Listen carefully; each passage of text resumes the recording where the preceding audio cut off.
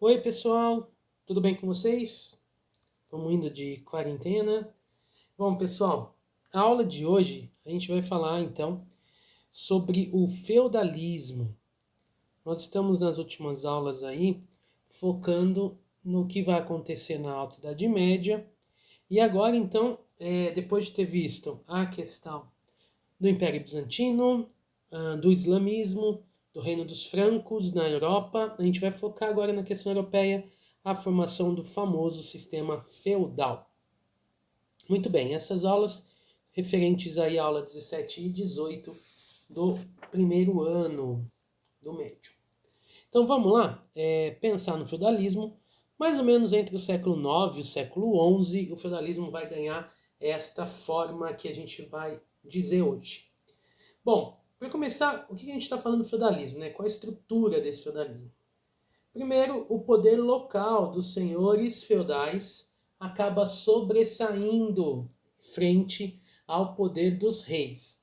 Isso a gente pode lembrar um pouquinho do que aconteceu depois do Tratado de Verdun, no caso do Reino dos Francos, e uma virtual perda de poder da autoridade real e, consequentemente, uma fragmentação desse poder na mão daqueles que exerciam a autoridade espalhados nos condados, enfim, nos territórios menores, a partir de seus castelos, a partir de suas terras no regime de castelania. Bom, já existia uma galera que trabalhava em troca de moradia, em troca de proteção para esses senhores locais, que nós vamos chamar a partir de então de senhores feudais. Acima disso, existe um poder maior, que é o poder da igreja, como poder universal, que vai ter um controle ideológico e vai dizer como é que a sociedade deve se comportar, qual é o modelo que a sociedade deve ter. Então, a gente vai ver com detalhes isso também. No feudalismo, as relações passam pela terra. Então, a gente tem uma importância gigante da posse da terra. Não à toa, o senhor feudal ele é um aristocrata, porque ele tem a posse da terra, dono da fazenda. Nessa sociedade também tem uma baixa ou quase nula mobilidade social. O que significa isso? Significa que é muito difícil você conseguir mudar de grupo social, porque a marcação disso aqui, vinculado à terra, tem uma explicação religiosa, que a gente vai ver também como a sociedade se organiza, mas de maneira estamental, ou seja, você vai ser aquilo que você nasceu, tem esse vínculo com o nascimento, diferente de uma sociedade de classe social, que você pode ficar mais rico, ficar mais pobre e mudar de classe. As relações pessoais acabam tendo uma importância gigante, porque é na base de juramentos que a sociedade vai se formar, juramentos de fidelidade, de acordos assim, e com uma gigante fragmentação política, portanto, como eu disse, o poder local acaba tendo mais importância do que um poder real, na verdade, e a gente vai ter a formação, a gente pode dizer, de pequenas autoridades locais num pacto de soberania e vassalagem que nós vamos estudar um pouquinho mais à frente. E não se esqueçam, tudo isso referendado, justificado, fortalecido pela importância da religiosidade cristã na vida da Europa. Muito bem, vamos lá na prática para ver como é que funciona então. Funciona assim. O feudalismo, ele então vai ter uma base toda rural, né, um processo de ruralização, que vai promover a queda das atividades comerciais e das próprias cidades. Naquele processo todo, né, de medo, de fuga das cidades, já no fim do Império Romano, e também durante o Reino dos Francos, por exemplo, a gente vai ter esse pessoal da cidade saindo com medo e tentando se refugiar no campo. No campo você vai ter donos de terra, senhores donos de terra, que oferecem essa proteção com exércitos pessoais e tal, em troca do trabalho. Então a gente vai ter um processo longo de ruralização na Europa, que é o afastamento dos centros urbanos, portanto a diminuição, e alguns deles vão até deixar de existir. Consequentemente, as atividades comerciais que aconteciam primordialmente nas cidades também vão parar de existir ou vão ficar bem menorzinhas na verdade. Bom, e no campo, a produção beira a autossuficiência. Ou seja, se produz não para ter excedente, se produz para ter o suficiente. A baixa produtividade das terras também acaba justificando bastante isso, ou seja, não se consegue produzir tanto assim. As terras feudais, né, um feudo, ele é dividido em 3 blocos de terra. O chamado manso senhorial, que são as terras do senhor, o manso servil, as terras destinadas aos servos, que ganham ali um pedaço de terra para poder plantar para si mesmo, ganham, é modo de dizer, porque na verdade eles ficam vinculados à terra e pagam impostos por tudo isso. E o manso comunal, que são as terras abertas, que são de uso comum ao senhor e aos trabalhadores. Por exemplo, alguns pastos livres ou bosques, por exemplo. As melhores terras, obviamente, ficam para o senhor, né? Terras que vão render mais, então terras mais irrigadas e tudo mais. As terras dos servos, elas não são grandes, são pequenas. Na verdade, a gente não pode pensar assim que são sítios, nada disso. Algumas são espaços que dá para passar para plantar um veio só de arado, mais ou menos. E algumas um pouquinho maior, mas enfim, é uma unidade bem pequena dentro dessa lógica feudal. Bom, como não tem tanta tecnologia assim, o máximo que se faz é a rotação de culturas em um sistema trienal. Pega-se a quantidade de terras, então vamos pegar lá o manso senhorial, por exemplo, divide-se em 3 blocos. Bloco 1, bloco 2, bloco 3. Se planta no primeiro ano, se planta no bloco 1 cevada, no bloco 2 trigo, o terceiro bloco fica descansando. No segundo ano, o bloco 1 descansa, se planta trigo e cevada no 2 e 3. No outro ano, o bloco 2 descansa, se planta o trigo e a cevada no 1 e no 3. Então, fazendo essa rotação para que se diminua os efeitos do desgaste do solo, que vai ser difícil, acaba acontecendo, mas era uma forma de tentar reduzir ao máximo possível esse desgaste. Quando se tinha excedentes, o que se podia fazer eram as feiras locais, então locais próximos aos feudos, onde se levava o excedente para trocar produto por produto, portanto, ou ainda o comércio itinerante, que era bem raro, mas mais ou menos como pessoas que carregavam milhares de produtos, vamos por assim, e levavam de feudo em feudo oferecendo esses produtos. Ou seja, a atividade central de fato passa a ser a plantação, a agricultura rural, portanto, a vida desses indivíduos nessa época da Idade Média. Bom, e como é que se organiza a sociedade do feudalismo, né? É uma sociedade de 3 ordens, ou estamentos. Isso justificado, então, pela religião, ó. Como eu falei, com baixa ou quase nula mobilidade social. Por quê? Por aquilo que a igreja justificava, ela dizia que Deus preparou os homens desta forma. Então, o seu nascimento era, na verdade, vinculado à vontade de Deus. Então, você tinha que se alegrar com aquilo, né? E dessa ideia de 3 ordens, dizia: uns nasceram para orar, uns nasceram para lutar, e outros nasceram para trabalhar. Dessa forma, clero, nobreza e servos. Bom, dos nobres, né, por exemplo, um senhor teve um filho.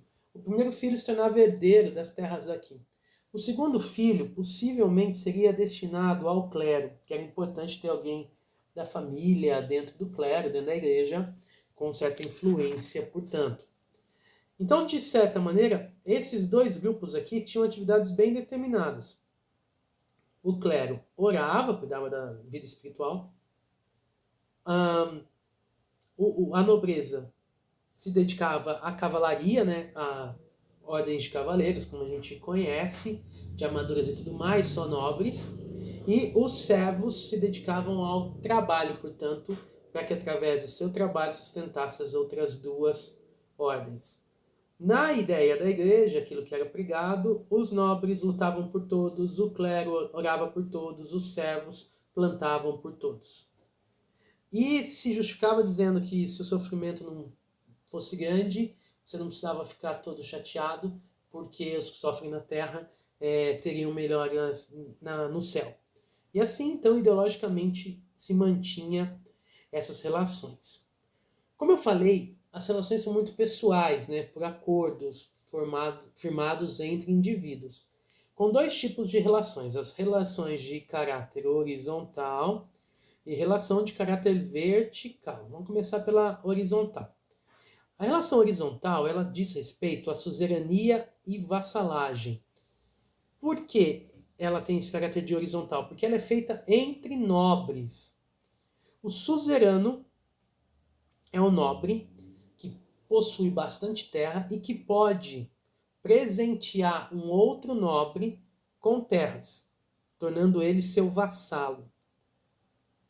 Esse vassalo, por sua vez, pode também dividir suas terras com outros e se tornar suzerano de outros vassalos, mas sendo vassalo de um outro suzerano. Como se fosse então um organograma, né? O maior suzerano, aquele que é suzerano, mas não é vassalo de ninguém, a gente pode chamar de rei, um rei medieval, portanto. Isso tudo é feito através de um juramento de fidelidade, que vem lá de um molde germânico, que é a ideia do comitatus. Essa é uma relação, comitatus, uma relação que se fazia nas tribos germânicas de fidelidade militar entre o líder tribal e seus guerreiros. Da mesma forma, a relação suzerania e vassalagem é uma relação de caráter militar. Por quê? Ao aceitar essa relação, o vassalo aceita servir ao suzerano em casos de necessidade militar. Então, por exemplo, o suzerano entra em um conflito. Ele convoca todos os seus vassalos para enviarem as tropas, ou seja, os nobres precisam lutar por este suzerano. Da mesma forma, se um vassalo entra em conflito, o suzerano pode sim ir em resgate a esse vassalo, porque, como eu falei, é uma relação de caráter militar. Com relação aos feudos, à administração, aos impostos, enfim, cada senhor feudal tem total autonomia. Portanto, o suzerano não se mete nos assuntos internos de um feudo de um vassalo. Nada disso. Quem determina isso é sempre o senhor feudal. Ele tem autonomia para tal. A relação suzerania e vassalagem se dá, sobretudo, nessa questão militar, portanto, na prestação de serviços militares. E sendo assim, né, a relação fica de aliança no seu caráter militar, portanto. Sobre os senhores, a gente tem senhores leigos e senhores clericais.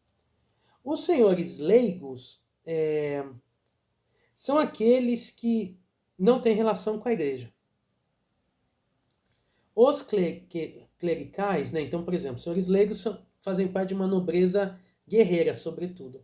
Os clericais são membros do clero, mas que também são senhores, portanto. Independente do que for, existe a suzerania e a vassalagem. Agora, existem também as relações de caráter vertical, que aí vão ser entre senhores e servos, ó. Senhores, nobreza, e servos. E aqui a relação remonta a um negócio romano, que é o colonato, o vínculo da pessoa à terra onde ela trabalha e nasceu. Aqui, então, basicamente, são as obrigações servis.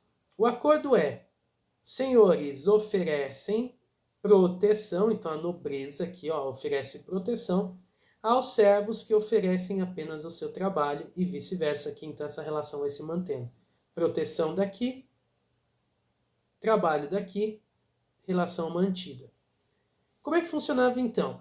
O senhor feudal ofereceu lá, então, um lugar para que os servos possam morar. Eles vão morar debaixo da proteção dele e vão aceitar uma série de obrigações servis. E aqui a sociedade mostra como ela é extremamente desigual. O servo, ele tinha algumas obrigações, e entre elas, a primeira aí, é a corvéia. São os dias em que ele é obrigado a trabalhar nas terras do senhor. Então, por exemplo, ele mora lá, ele tem um pedacinho de terra que ele pode cultivar, só que alguns dias da semana ele é obrigado a trabalhar nas terras do senhor, no man senhorial. O que é óbvio, porque o senhor não trabalha, a função dele nessa estrutura medieval é outra, então é o servo que tem que trabalhar, isso é chamado de corveia. Além disso, uma porcentagem das colheitas que os servos fazem em suas próprias plantações precisam ser enviadas para o senhor. Então, o senhor recebe dias de trabalho nas suas terras, que é chamado de corveia, e recebe produtos das terras dos servos como forma de imposto.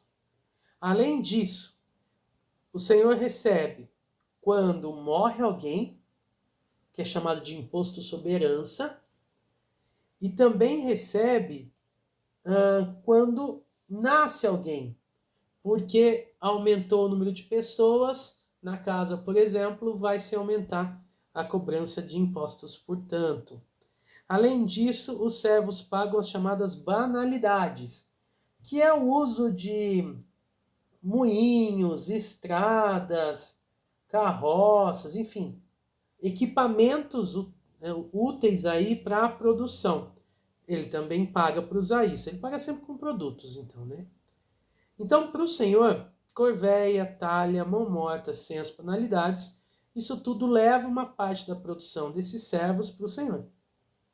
E ainda existem as obrigações com a igreja, entre elas a principal, o chamado dízimo de Cristo, ou tostão de Pedro, que está referente aos 10% da produção de todos eles. Então, os servos produzem 10%, vai para a igreja.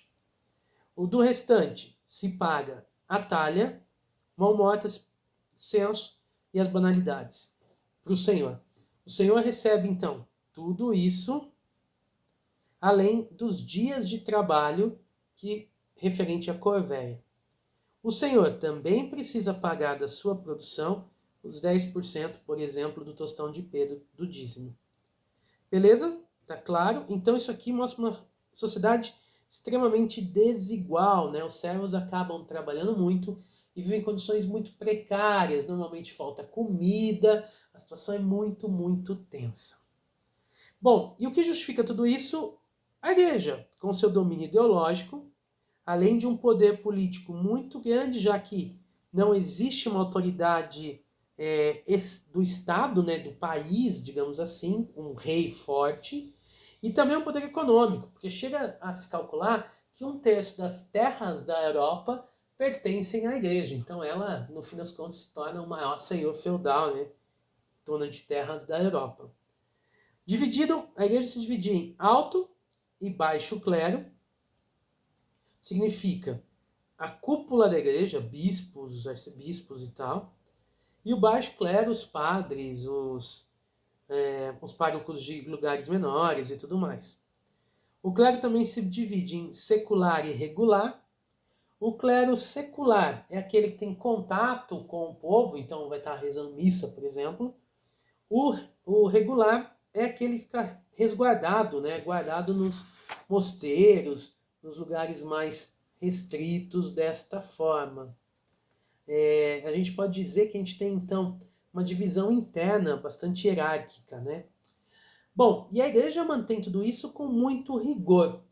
Todas as divergências que começam como divergências religiosas, mas que às vezes vão tomar caráter políticos, sociais, como formas de pregação que dizem sobre o luxo do clero, que pedem uma vida mais justa, todas essas formas de explicações que tentam usar a Bíblia como instrumento de justificar isso, vão ser vistas pela igreja como heresia. Heresia é tudo aquilo que é contra a ordem social e espiritual que a igreja católica afirma existir. Então tudo que vai contra é considerado heresia. E para perseguir isso são criados tribunais temporários que vai ser chamado de Inquisição. Mais à frente, o Santo Ofício da Inquisição vai ficar bastante importante, perseguindo aí então tudo que era considerado herege, tudo que fosse divergente daquilo que a Igreja Católica afirmava. E assim, a Igreja tem esse papel todo importante porque na ausência de reinos, de impérios, de uma identidade nacional, a única identidade que esse povo europeu tem, seja ele servo, senhor feudal, não importa, é a ideia de fazerem parte da comunidade cristã. Era a única coisa que, digamos assim, unia toda essa galera. Então a igreja acabava exercendo um poder de domínio muito, muito grande. As missas, né, o sermão tinha um peso gigantesco no controle social de toda essa galera, no molde dessa sociedade. Beleza, gente? Então, feudalismo, a gente está aí no auge da Alta Idade Média, mostrando como essa estrutura, então, vai existir na Europa. Muito bem, obrigado até aqui. Nós encerramos, então, esta aula sobre a Alta Idade Média. Cuidado aqui, pessoal, é a aula do primeiro ano, então. Valeu, pessoal, até a